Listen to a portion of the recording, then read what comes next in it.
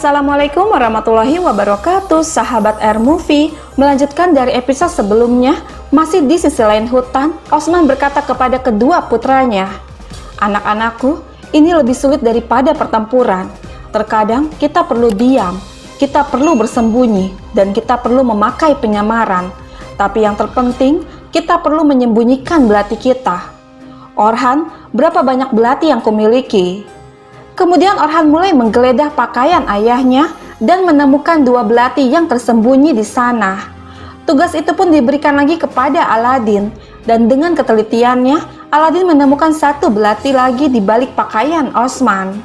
Kemudian Osman berkata, "Anak-anakku, jika penjaga di mana kalian pergi seperti kalian, betapa sulitnya bagi para komandan itu. Pertama, kalian memeriksa di mana-mana dengan cermat. Ini satu. Dan ini 2, kemudian ini 3. Yang terpenting adalah kalian menyembunyikan pedang dan belati kalian sebaik mungkin." Mendengar ini membuat Orhan dan Aladin pun menjadi paham. Beberapa saat kemudian pelatihan pun dimulai. Osman berkata, "Anak-anakku, yang paling penting adalah diam. Bahkan jika kalian menginjak dahan, kebisingan itu akan menjadi akhir dari kalian. Itu sebabnya kalian akan berhati-hati, oke?" Kemudian Orhan dan Aladin mulai menghampiri Boran secara diam-diam. Nyaris ketahuan, namun dengan kerjasama yang baik, mereka berhasil melumpuhkan Boran. Menyaksikan itu Osman berkata, "Jadi, kalian berpisah menjadi dua sayap dan mengejutkannya dari kedua sisi saat dia tidak menduganya, begitukah?" Dan Orhan menjawab, "Kami pikir kami bisa mengejutkannya, Beim." Aladin juga mengatakan, "Jika salah satu dari kami jatuh, yang lain bisa mengendalikan belati, Beim." Kemudian Boran berkata, "Hei, Masya Allah, mereka jelas akan bermain dengan orang-orang kafir, Beim." Dan Osman mengatakan, "Hei ya, mereka sedang menjalani pelatihan karena suatu alasan. Baiklah, sekarang yang berikutnya." Kemudian mereka pun melanjutkan pelatihan selanjutnya. Dari jarak yang lumayan jauh, mereka dilatih untuk menembakkan anak panah. Sayangnya, mereka gagal. Kemudian Osman berkata, "Anak-anakku, aku tahu kalian adalah pemanah yang terampil. Tapi ini berbeda. Kalian akan mencapai target kecil yang jauh. Mungkin terlihat mudah, tetapi tidak. Ini adalah penembakan yang tajam." Kemudian Osman mulai melatih Orhan dengan berkata, "Sekarang, Orhan, lihat targetmu dan temukan celah. Tepatnya, fokus, bernafas. Sekarang, kau akan melihat 5 sepantangan di atas targetmu. Saat kamu yakin, tahan nafas. Sekarang, tembak." Dan ya, Orhan pun berhasil membidik dengan tepat. Kemudian giliran Aladin. Dengan panduan yang diajarkan Osman, dia pun berhasil membidik sasaran dengan tepat. Tidak lama Boran menghampiri mereka seraya berkata, "Beim, kami mendapat kabar dari Alpen. Mereka sudah sampai." Lalu Osman berkata, "Kalau begitu, kita harus menyerang pada saat yang sama. Ayo pergi dengan cepat." Kemudian mereka pun pergi menuju markas. Sementara itu, di Kastil Castle, dengan penyamaran, Cerkutai memasuki gereja. Melihat dia menangis, seorang pendeta bertanya, "Ada apa, nak?" Dan Cerkutai menjawab, "Aku berdosa, Bapak." Lalu pendeta itu mengatakan, "Bicaralah, nak, aku di sini. Tapi aku belum pernah melihatmu di gereja ini sebelumnya."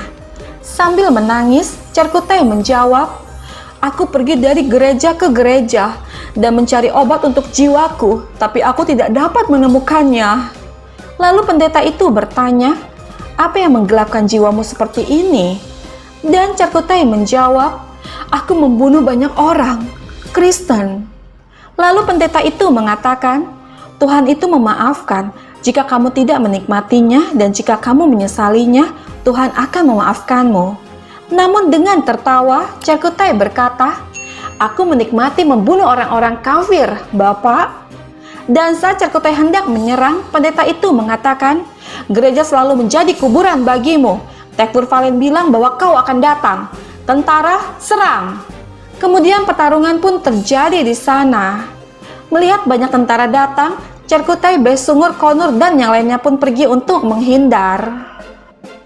Sahabat kita beralih ke wilayah Lefke. Dengan penyamaran, Bayindir mengikat Turhan dan membawanya untuk dijual di pasar. Dengan menunjukkan aksinya, mereka berharap bahwa para tentara akan terpancing. Namun sayangnya, mereka masuk ke dalam jebakan yang sudah diatur oleh para Tekfur. Melihat jumlah tentara yang semakin banyak, mereka pun memutuskan untuk melarikan diri. Sementara itu, pencarian terus dilakukan. Dengan penuh kekhawatiran, mereka berharap dapat menemukan Alcicek. Mereka terus berjalan menelusuri hutan. Dan dengan izin Allah, mereka berhasil menemukan Alcicek yang terkapar lemah di tepi sungai. Tanpa menunggu lagi, mereka pun langsung membawa Alcicek menuju Yenisehir. Sahabat kita kembali lagi ke Osman. Perburuan pun dimulai. Secara mengendap, mereka berjalan untuk membunuh para komandan besar. Namun sayangnya, mereka masuk ke dalam jebakan yang telah dipasang oleh Valen. Mereka dikepung dari berbagai sisi oleh tentara Bizantium. Kemudian Valen berkata, "Osman, kau tidak menyangka akan bertemu denganku, ya kan? Ini sudah berakhir." Menyaksikan itu, Osman bertanya, "Bagaimana bisa kau menemukanku?" Dan Valen menjawab, "Aku mencoba untuk berpikir seperti dirimu. Aku mempelajari sendiri bagaimana berpikir sepertimu. Sudah kukatakan padamu, jangan salah mengiraku dengan orang lain. Aku tahu tentang setiap langkah yang kau ambil. Aku mengenalmu, Osman." Kemudian dengan sigap, Osman dan Bora melontarkan serangan. Merasa bahwa keselamatan mereka tidak aman, Osman meminta kedua putranya untuk lari. Tidak hanya itu, Osman juga meminta Boran untuk mendampingi mereka. Namun Boran menolaknya dan tidak ingin meninggalkan Osman sendirian. Serangan panah terus dilontarkan. Kemudian Valen berkata, "Berhenti melawan, Osman.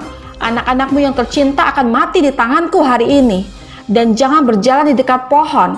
Ada jebakan yang kusiapkan untukmu di hutan." Dan Osman mengatakan, "Hanya karena aku tidak menumpahkan darahmu, kau bertindak seperti ini. Kau dapat bicara sangat keras karena itu. Aku akan menguburmu di tengah bursa. Aku akan datang untuk membunuhmu." Lalu Valen berkata, "Kau tidak akan bisa pergi, Osman. Kalian semua akan mati di hutan ini. Tentara, bunuh mereka." Kemudian mereka pun mengejar Osman untuk terus menyerang. Sahabat kita beralih sejenak ke Yenisehir. Dengan penuh amarah, Esrigun bertanya kepada Gokluce, "Di mana penjara bawah tanah?" Dan Gokluce menjawab, "Aku tidak bisa bilang.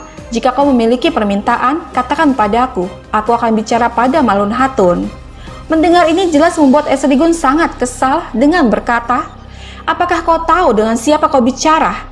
Aku tidak meminta izin dari siapapun. Katakan padaku, di mana ruang penjara? Aku memiliki beberapa pertanyaan untuk Ismihan." Seketika Malun datang seraya berkata, "Dia menjalankan tugasnya. Tapi kau tidak tahu di mana kau berdiri, Hatun. Ini rumahku, jadi perhatikan mulutmu."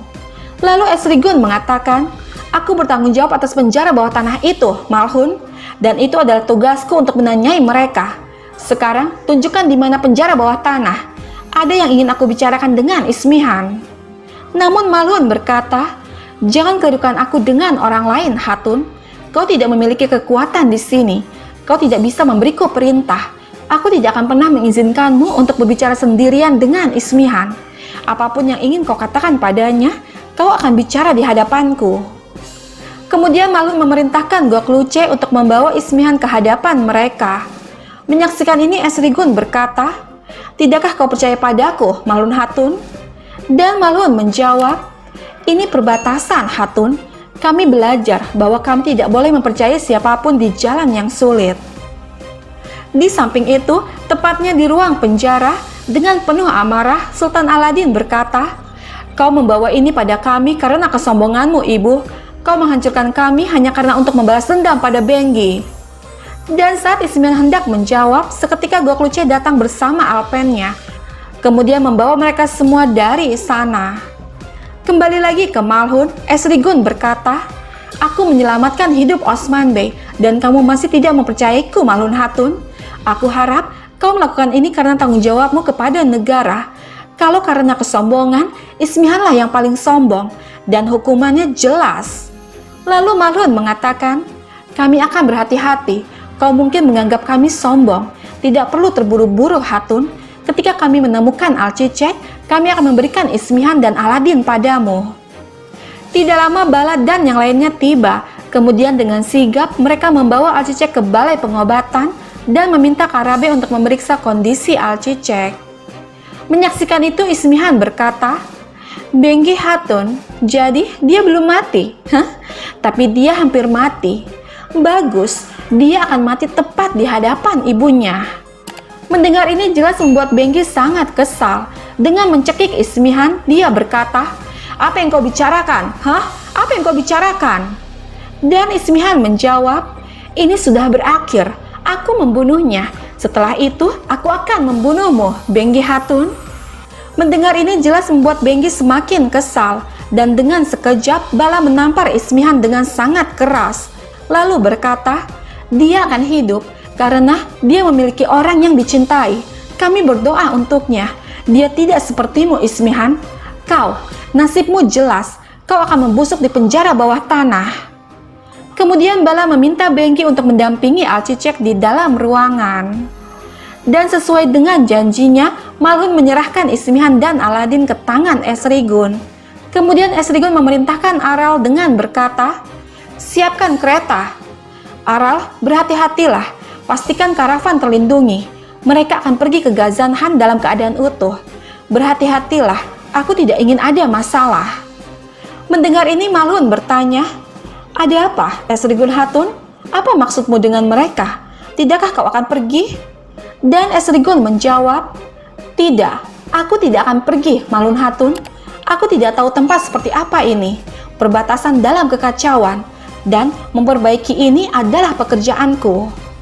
Sahabat kita beralih sejenak ke Osman. Meskipun terluka parah, Osman terus berusaha untuk melawan para tentara. Merasa khawatir dengan putranya, Osman meminta Boran untuk mencari mereka. Dan benar saja, Orhan dan Aladin terus berlari dari kejaran para tentara kafir. Dengan penuh keberanian dan ketelitian, mereka berhasil menghindari dari beberapa jebakan. Sahabat kita beralih lagi ke Yenisehir. Dengan penuh kekhawatiran, Aktemur terus-menerus mengetuk pintu dan menanyakan keadaan Alcicek. Malhun dan Aisyah memintanya untuk tetap tenang, namun Aktemur tetap tidak bisa tenang. Dia terus-menerus memanggil Karabe hingga akhirnya dia pun keluar. Masih dalam kekhawatiran, Aktemur bertanya, "Karabe, katakan sesuatu. Apakah semuanya baik-baik saja?" Namun Karabe hanya terdiam. Lalu Aisyah bertanya, "Karabe, apakah Alcicek baik-baik saja? Bagaimana keadaan bayinya?" Melihat tingkah Aktemur yang tidak bisa tenang, Karabe berkata, "Aisyah Hatun, berapa lama kamu mengandung dia? Jika dia seperti ini, apa yang akan dia lakukan saat bayinya lahir?" Mendengar ini membuat mereka semua mengerti dan mengucap syukur kepada Allah. Namun masih dengan ketidaksabarannya, Aktemur bertanya, "Karabe, katakan sesuatu. Bagaimana keadaan mereka? Apa maksudnya ini?" Dan Karabe menjawab, "Ayolah nak, baik Hatun dan juga bayimu, mereka baik-baik saja. Lukanya tidak terlalu dalam. Kau sangat beruntung. Ayo pergi dan temui Hatunmu, ayo." Mendengar ini membuat Aktemur sangat gembira, lalu berkata, "Karabe, kau memberiku kabar yang sangat bagus. Minta apapun yang kau mau dariku. Semoga Allah memberkahimu." Kemudian dia pun pergi memasuki ruangan. Sahabat kita kembali lagi ke Osman. Penyerangan terus berlanjut.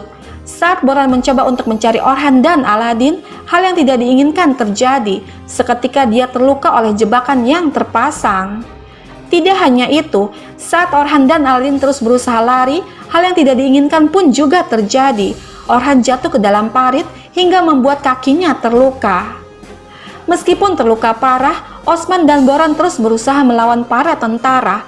Mereka terus berlari untuk mencari putranya. Namun sayangnya, Orhan dan Aladin jatuh ke tangan musuh. Kemudian Naiman berkata, "Ini sudah berakhir, Osman. Kepalamu akan jatuh ke tanah." Valen juga berkata, "Kau dan putramu akan mati di sini, Osman." Lalu Naiman mengatakan lagi, "Seseorang akan mengambil sanjak setelah dirimu, Osman. Tapi begitu kalian semua mati, namamu akan dilupakan." Valen juga mengatakan, biarkan aku memberitahumu apa yang akan terjadi setelah kau mati. Kami akan membantai semua orang. Pertama, di Yeni Sehir, kemudian di semua tanahmu. Aku akan mengambil semua yang kau curi dari Bizantium. Dan hal terakhir yang akan kau lihat di dunia ini adalah kepala dari jasad anak-anakmu. Mendengar ini, Osman berkata, jika kau berani menumpahkan darah mereka, aku akan mengubur kalian semua di sini. Sekarang, biarkan putraku pergi dan bawa aku sebagai gantinya. Kemudian dengan menjatuhkan pedang mereka, Osman pun menyerahkan dirinya untuk menyelamatkan kedua putranya.